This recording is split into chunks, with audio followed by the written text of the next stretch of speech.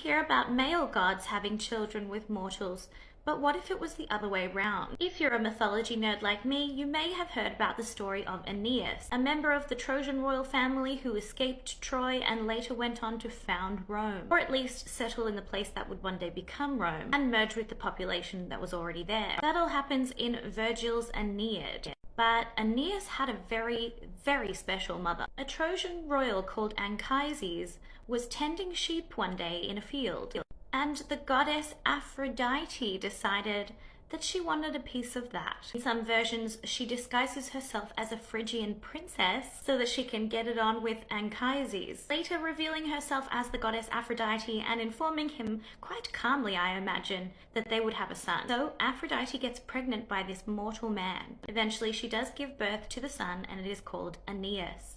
Aeneas grows up as a member of the Trojan royal family. Spoiler alert, Troy has a massive war with a bunch of Greek nations. After 10 long years, it reaches a stalemate. The Greeks give the Trojans a giant wooden horse, which they say is a symbol of their resignation and their forfeit. But of course, it's full of Greeks and they completely destroy the city of Troy. Barely anyone makes it out alive, except for Aeneas, who is a grown man at this point. He manages to flee with his young son and with his father Anchises. Aeneas has a wife at this stage, but he conveniently forgets about her, and she perishes in the destruction of Troy. Aeneas, his son, and Anchises all go on a mission to find a new place to live. Anchises is pretty old by this point, and he actually dies in Sicily. In another version of the myth, once Aphrodite makes love to Anchises and informs him that she's pregnant, she instructs him not to tell anyone who the mother is, but he can't help himself. For this impiety, Zeus strikes him down with a thunderbolt and he dies.